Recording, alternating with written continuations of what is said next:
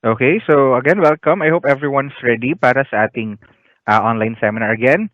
Topic po natin is about the updating of member records. So dito natin malalaman on kung may mga changes tayo about our data and information with regards to SSS, yung mga pertinent information natin. So dito natin malalaman how to update them and dito natin ipapakita kung ano yung importance ng pag-update ng records niyo as part of your responsibility as member para po magkaroon ng hassle-free na transaction in terms of filing for your benefits or even loan privileges.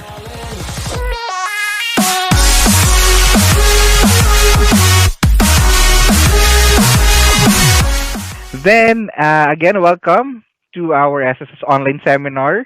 Topic this morning is about updating of member record. So, dito na natin malalaman how to update ano yung mga documentary requirements para makapag-update tayo successfully kasi per type of data correction, there are certain documentary requirements na iba-iba per type nga po ng data correction. So, ano yung mas applicable? And then, if you're planning to update your records with us, so as early as now, you have to take note kung ano yung mga documents na needed ninyo so that when everything is back to normal, alam nyo kung ano yung priority ninyo na kukuning documents before heading to our SSS branch or office. Diba? So, para pagdating nyo sa branch, hindi pa lang po kayo kukuha ng documentary, yung mga list of requirements, pagdating nyo doon, kompleto na mapapasa na, and then makapag-submit na kayo, pardon sa amin. In terms of updating of records, we have this member data change request form, or E4. So, ito yung ginagamit natin. So, most of you are familiar. For those who have were able to update the records na din, most likely you've used this form. And this is available in our branches, and also you can download it on our official website, www.sss.gov.ph. Ano yung mga information na kailangan ninyo munang i-fill out in terms of accomplishing this form? You must input your SSS number, 10-digit SSS number. Kung meron na po kayong UMID and you have the common reference number, CRN, input it here. Then, of course, your date of birth, following the sequence from month, date, and yung year. And then, PIN, kung meron po kayo. And then, of course, your name, from last name, first name to middle name, and suffix kung meron. Then, the address, telephone number, mobile cell phone number, email address, and foreign address if applicable, country and zip code.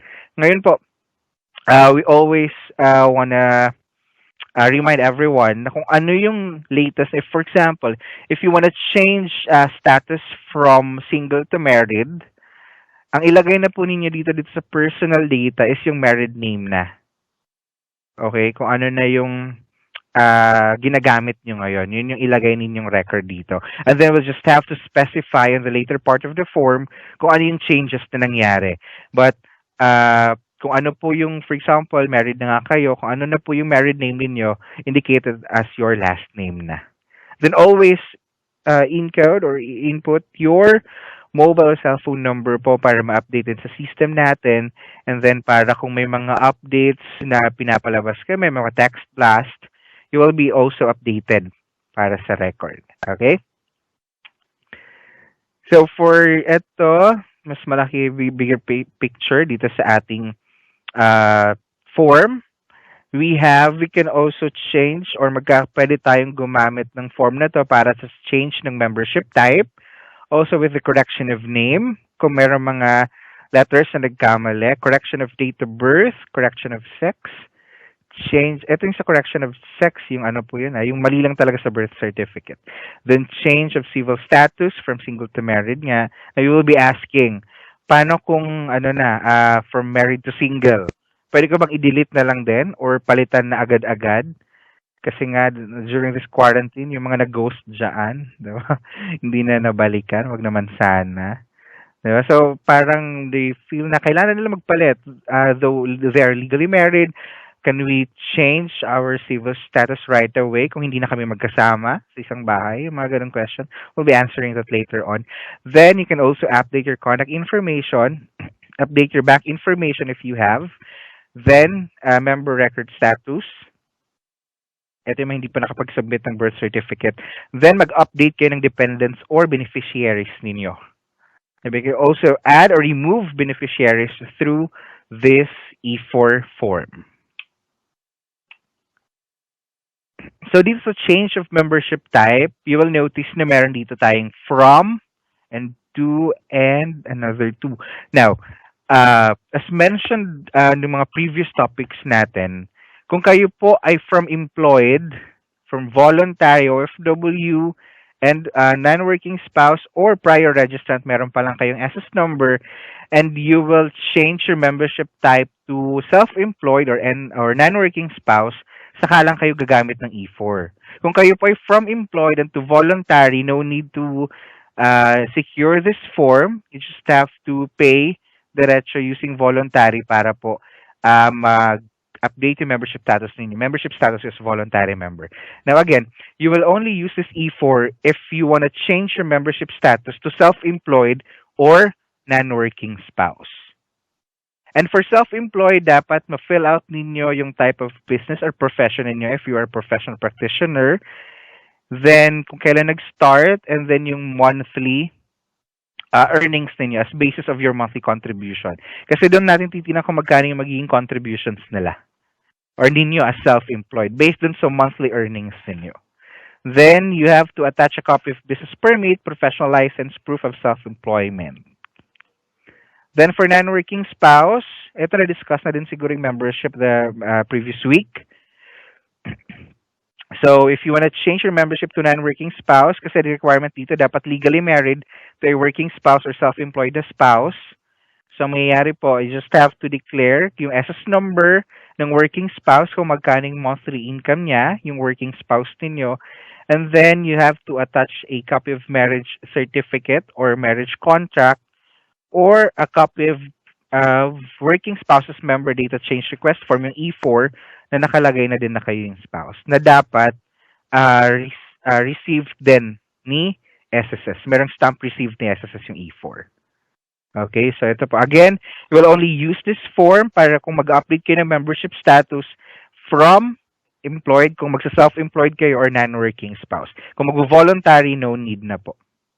Kasi again, reminder lang natin, if you are a separated employer, previously self-employed member, and wishes to continue paying your SS contribution, you may pay your contribution directly using payment reference number PRN as a voluntary member. Now, how can you get or how can you secure a payment reference number?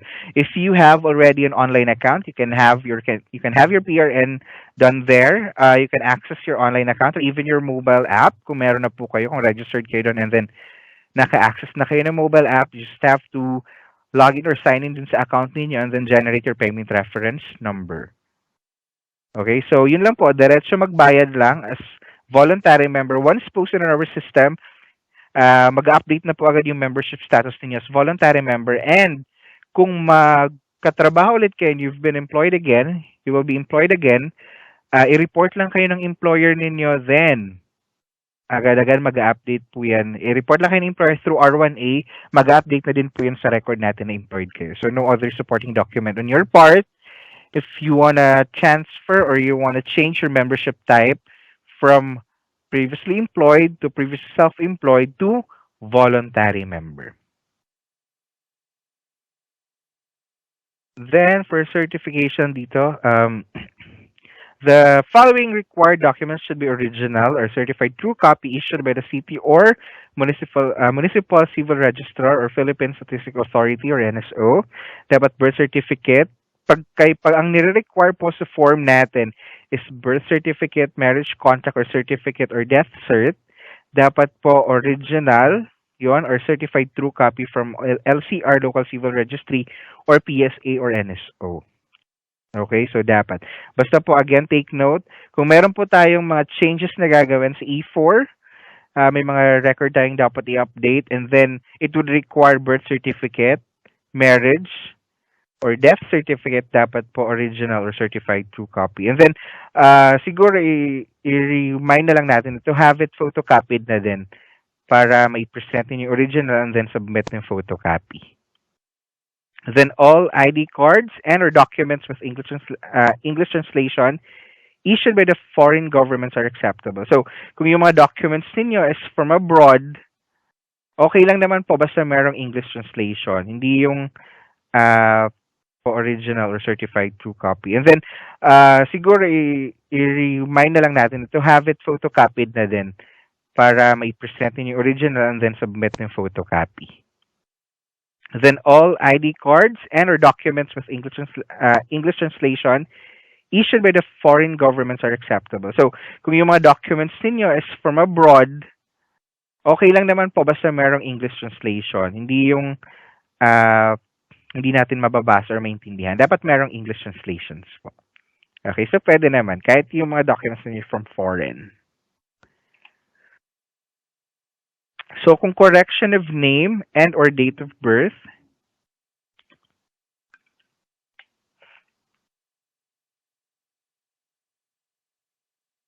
again, for correction of name and or date of birth, ito yung mga kailangan nating documents, birth certificate or passport. In the absence, dapat mag-secure muna kung wala kayong record ng birth certificate, dapat merong certificate of non-availability of birth records from city or municipal civil registrar or PSA or NSO or National Archives for the alleged correct name or date of birth. And any two of the following, both with the correct name and at least one with date of birth. So in the absence of this one, of birth certificate or passport, dapat secure muna kayong certificate of non-availability and meron dapat at least two of the following. Itong may papakita ko sa inyo. Ito yung mga ID cards.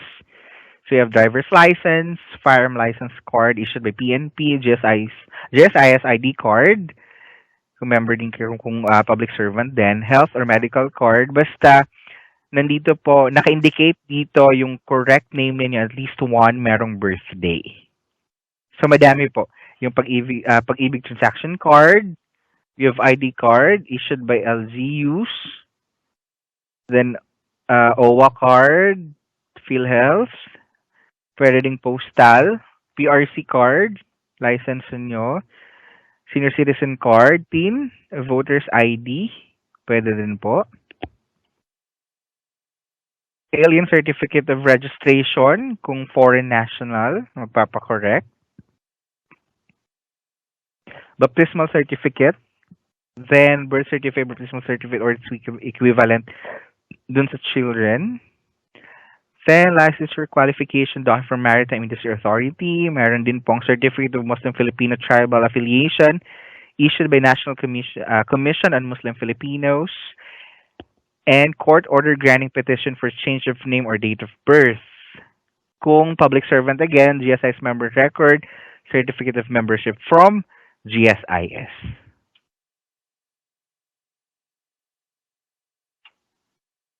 Then, ito pa, madami pa. Life insurance policy. So, I believe na kahit naman paano, meron kayo din sa mga nabanggit na ito. Ang dami dito, diba? Meron tayong pag-ibig member data form, police clearance, Siemens book, student permit issued by LTO, transcript of records, voter's affidavit or certificate of registration. Basta take note na dapat nandun yung correct name ninyo. If you're planning to change or apply for the correction of your name and your birthday, dapat naka-indicate dun yung correct, yung spelling ng name, and then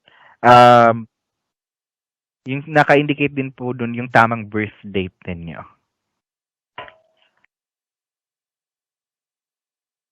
So, kung correction of date of birth naman and submitted birth certificate is registered after the 55th birthday, 2 ID cards and our documents and item 2B. Yun yung kanina natin pinakita. Then, if for correction to totally different name or middle name, except if due to naturalization, ito pa, kung sobrang magkaiba yung name, like from Peter to John, yung ibang spelling. Yung iba kasi mayroong mga simple corrections lang.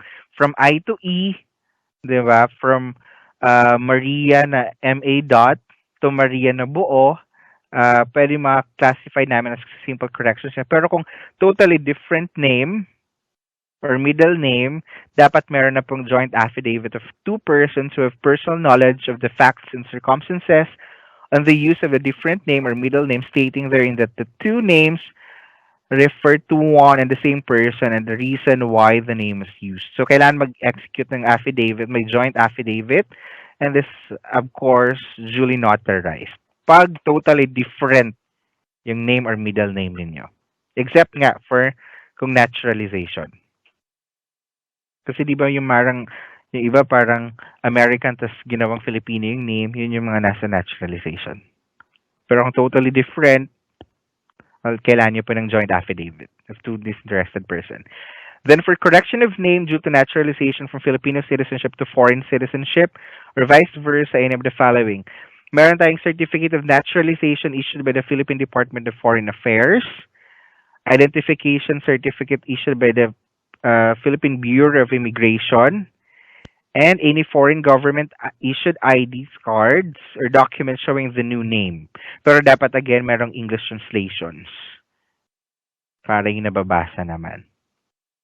So ito po para din sa mga naturalized na foreign or Filipino citizens natin. Ito yung mga kailangan natin if you want to change yung record niya sa amin.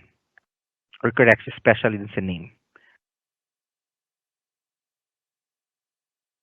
Kung nagkaroon naman po ng remarriage, new marriage, correction of name dahil sa remarriage. So, new marriage contract, marriage certificate, any of the following, whichever is applicable.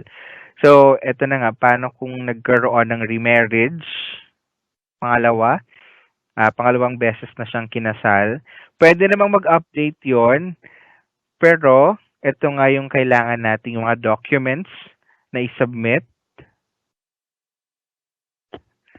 So, death certificate of spouse if due to death of previously reported spouse, certificate of finality of annulment or nullity or annotated marriage contract or certificate if due to annulled or void marriage with previously reported spouse, court order on declaration of presumptive death if previously reported spouse is presumed dead, decree of divorce and certificate of naturalization granted before divorce or its equivalent if due to divorce was previously reported spouse. Certificate of divorce, pero dito sa Philippines, wala pa naman tayong divorce, diba? Tama ba? Yes.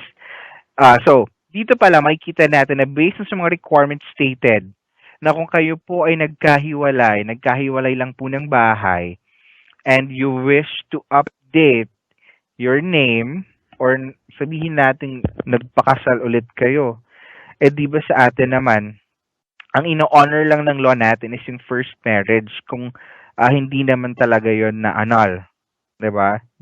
Hindi naman talaga na nullify yung inyong first marriage. So, the following or succeeding marriage will be considered null and void na po yon. So, yung first marriage yung titingnan natin.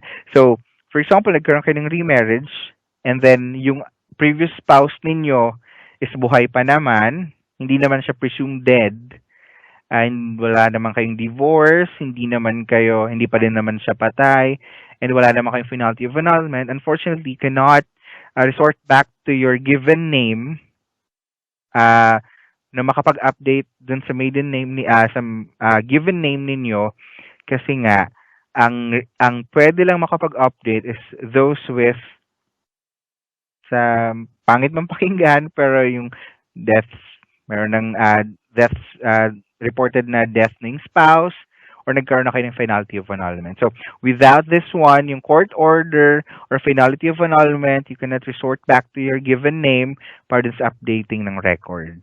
Okay, so dapat merong finality of annulment. And wala pa naman po tayong divorces sa Philippines. I believe merong bill. Hindi ko alam kung pang ilang reading na, pero as of now, hindi ko alam kung i-update doon. Pero as of now, wala pa tayong divorce. Pero merong annulment. Pero parang costly nga ata daw, sabi nila. Well, anyway, yun lang po. Para makapag-update tayo, again, kailangan merong finality of annulment. Para dun sa, especially dun sa mga nagbabalak na maging single ulit after marriage. Diba? So, dapat may finality of annulment po tayo. For correction of sex, ito yung sa mga ano po ito talagang mali lang yung nailagay doon sa kanilang birth certificate. For example, you were born man, tapos nakalagay doon sa You were born male, tapos nakalagay sa birth certificate niyo is female, so pwede niyo ipa-correct yon. Just have to present uh, birth certificate, passport, either of this, member's copy of personal record kung nakapag-submit na kayo before yung maiwan ninyo, then court order granting petition for correction of sex if with erroneous entry of sex in birth certificate. Again, this one, correction of sex is only applicable para dun sa merong erroneous entry of sex in their birth certificate. So, hindi pa naman din honored ng, hindi pa naman acknowledged ng law natin para dun sa mga sex change as of now. So again, if you're planning para dun sa correction, magpa-update yun ng record sa amin in terms of correction of sex, you can do so, pero make sure na dapat it was caused because it was only a cause of erroneous entry dun sa sex ninyo ng dun sa birth certificate ninyo. Okay, so with erroneous entry lang yung tatanggapin natin.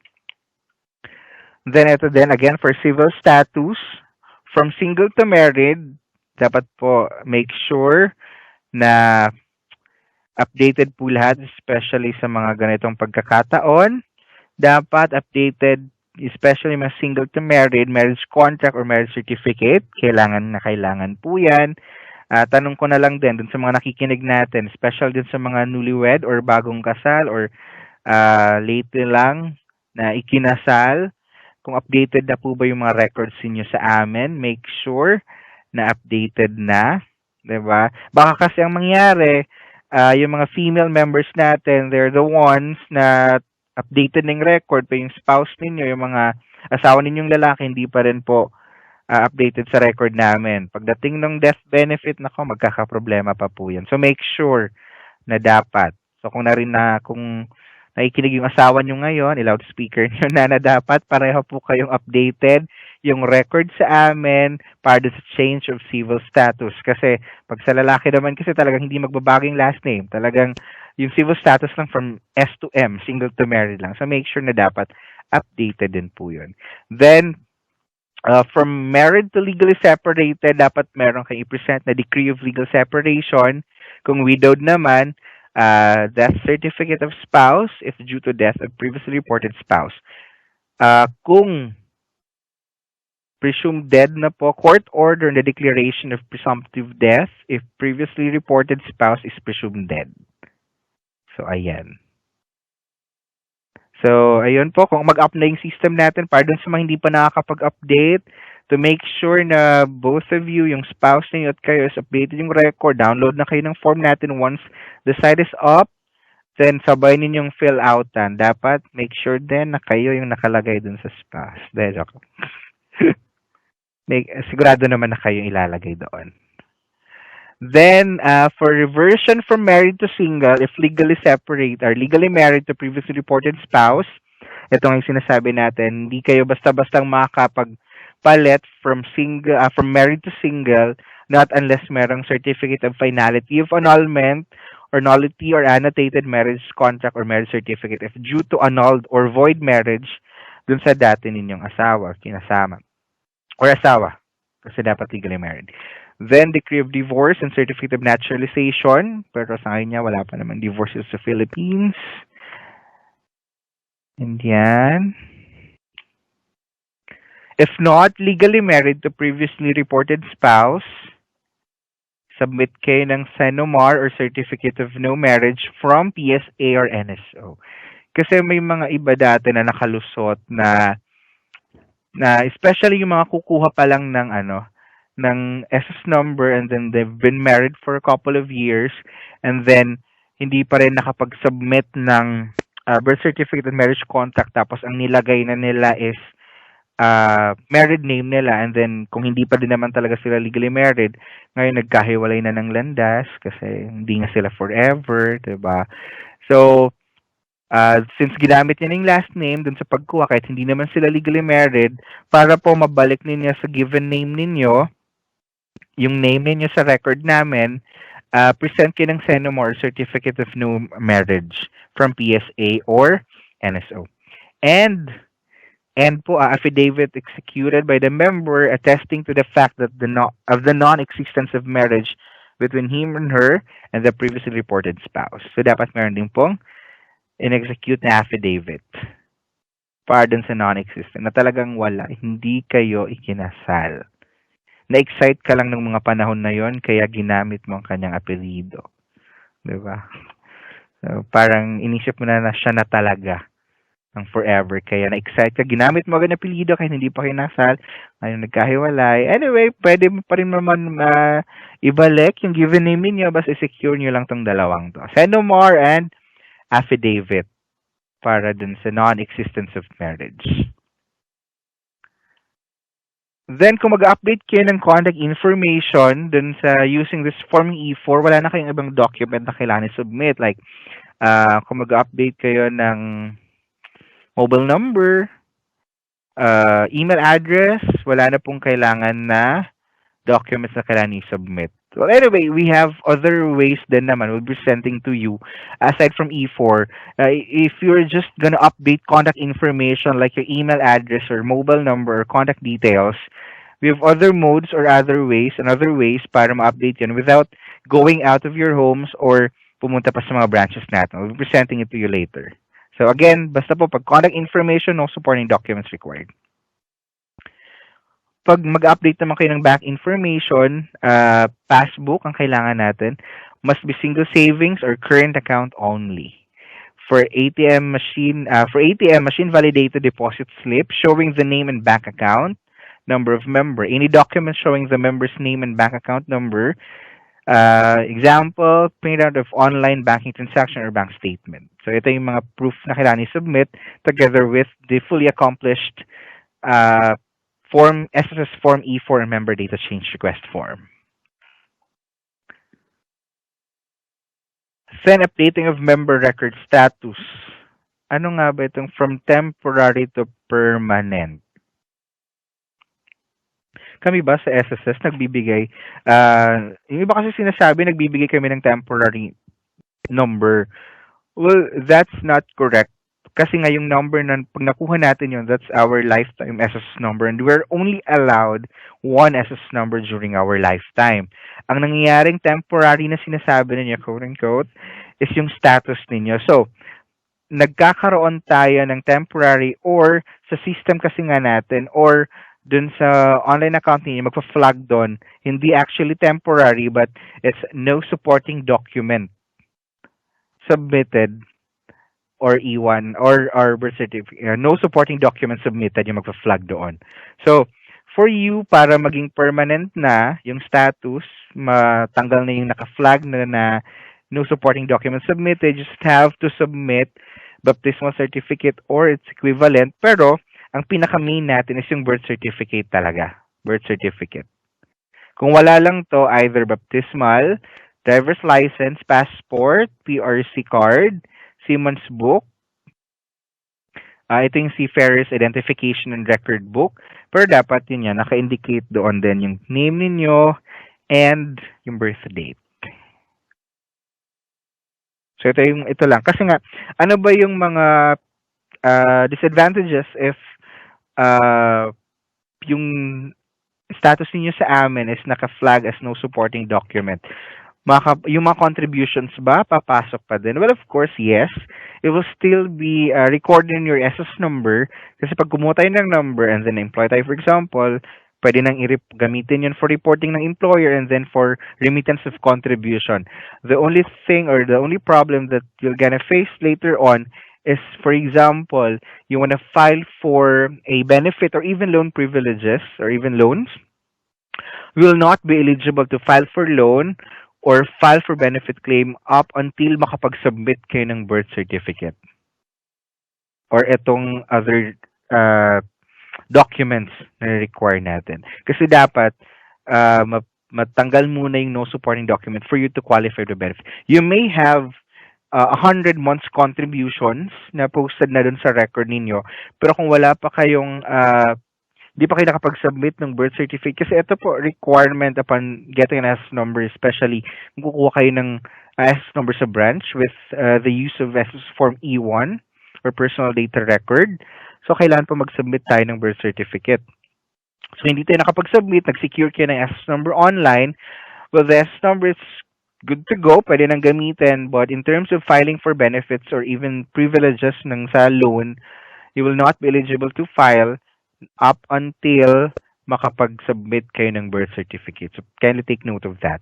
Okay? Kasi yun nga, sinasabi natin, you may be having 100 months of contribution, then wala pa kayong sinubmit na birth certificate, you will be filing for sabihin natin sickness or maternity benefit ninyo, kompleto yung contribution, qualified in terms of contribution wise you're qualified, hindi mo na kayo makakapag-file up until makapag-submit ng birth certificate. Or, in the absence, ito ang mga documents stated or showing your screens. So, in the absence of the above, kung wala pa din naman yung dalawa, ay yung ibang documents na hinihingi doon, ito yung mga list pa ng mga documents na pwede nila i-submit. Alien Certificate of Registration, ATM with cardholder's name, bank account passbook, baptismal certificate, birth certificate of children, kasi nandun din naman yung pangalan ninyo, certificate of confirmation issued by National Commission on Indigenous People, formerly Office of Southern Cultural Community and Office of Northern Cultural Community. Then certificate of licensure or qualification documents from Maritime Industry Authority. Ito yung para sa mga kapatid nating Muslim. Certificate of Muslim Filipino Tribal Affiliation issued by National Commission on Muslim Filipinos. And madami pa. Company ID card, court order granting petition for change of name or date of birth, yung credit card, firearm license card issued by the Philippine National Police. Yan, so madami pa po.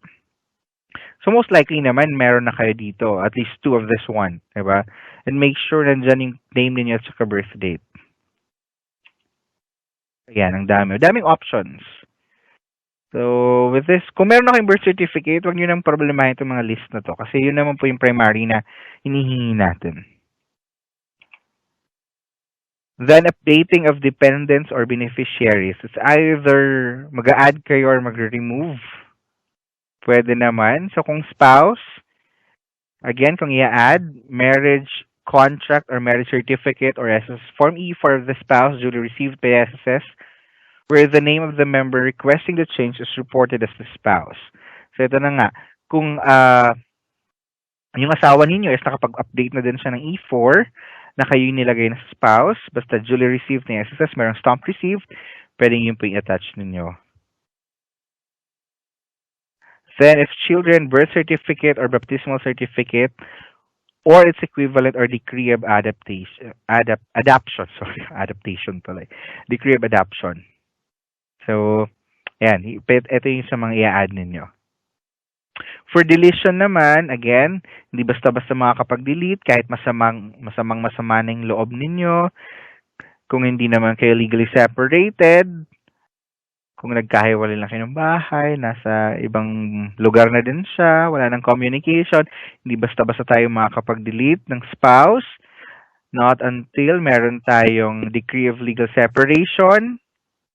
Kung legally separated, death certificate of spouse, kung namayapa na, kinuha na ng liwanag, certificate of finality of annulment, court order of declaration of presumptive death, either of this enumerated on your screen, whichever is applicable. So again, hindi basta-basta na makakapag-delete. Ito pa, decree of divorce, ayan. So, para sa mga Muslim, decree of divorce, OCRO, form number 102, if due to divorce of Muslim member with previously reported spouse. Kung parents, namayapa na din, i-remove na. Death certificate if previously reported parents they're already dead. So, in terms of adding naman ng parents ninyo as your beneficiaries or dependent, I believe nakasama na naman po yun dun sa, sa E1 pa lang, di ba? Not unless hindi nyo ni-report yung parents ninyo. Kasi dun sa E1 pa lang, i-require kung sino yung parents ninyo, di ba? I-declare nyo dun. So, may encode sa system namin kung sino yung parents. Kung deletion na lang, just have to present copy of the death certificate. Pero dapat from NS or PSA. Always secure a photocopy and present the original. If other beneficiaries know required documents.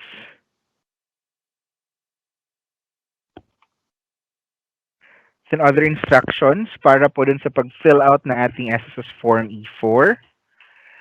Fill this form in 2 copies and submit to the nearest SSS branch office together with the required documents. Refer to the attached din sa mga pinakita nating list of documentary requirements. Kung hindi po applicable yung field na pinapa-fill out sa inyo, always indicate N/A or not applicable para alam natin wala kayong miss out na information doon. Then present original copy and submit photocopies of the following identification card dun sa mga nabanggit din natin. Okay, so again, with dun sa mga supporting documents natin, always secure a photocopy. Yun yung isasubmit ninyo, and always bring ng original copy kasi yung i-present. I-compare yan ng ating mga frontliners doon. Then if it's filed by member, kung kayo mismo mag-file para dun sa updating, Social Security card or UMID or 2 IDs, both with signature and 1 with photo. Kung filed naman by employer or company representative or household employer, if you were employed, SS card or UMID card or 2 ID cards of the member, both with signature and 1 with photo, and additional ID cards per type of filer. So, sa company ID of the employer filer, kung kayo po yung company rep na magpa-file, kailangan meron din kayong company ID na ipapakita na talagang kayo yung company representative, and copy ng specimen of signature card or L501 na I hope na lahat meron naman pong L501, and then i-update niyo yung yearly or as frequent as possible kung nagkaroon kayo ng updates dun sa mga listed na company representative. Send 2 ID cards of the household employer filer, both with signature and 1 with photo if filed by household employer. Kung if member is requesting for updating of contact information like address, telephone number, email address, and mobile or cell phone number, indicate already under Part 1A of the form of the new contact information. Yun yung sinasabi natin. Kung though magre-request kayo ng mga changes pa lang para dun sa record, dun sa Part 1A, wherein hinihingi na namin yung name ninyo or yung address, your mobile number, ilagay na ninyo yung current or yung latest information ninyo. For example, if you're married again, ilagay nyo na dun sa Part 1A yung married name nila. Okay, then specify na lang dun sa lower part ng form kung ano yung mga corrections na ginawa. Okay, so dun pa lang sa Part 1A, indicate nyo na kung ano yung latest na information ninyo. If member cannot sign, witnesses to the fingerprinting shall be as follows. Filed by member, dapat, kung hindi makapag-sign and kayo din po mismo magpa-file sa branch natin, magwi-witness yung SSS personnel na magre-receive ng inyong application or yung application for correction of information through E4. If filed by employer or company representative or household employer, 2 witnesses both should affix their signatures and indicate their addresses and contact numbers on the portion provided for Part 1C. Mamaya pakita siguro natin yung Part 1C. 1 witness na members or employer or company representative or household employer himself, and the other one could be any person. Basta nakakilala sa That's all for this video. Don't forget to subscribe and hit the notification bell so that you will get updates for my next video. Stay safe and thank you for watching. And all I know is you're fine when you do what you do. And babe, I wanna make you mine. When I see those hips move, I'm thinking, damn girl, yeah, just let me be your man, girl.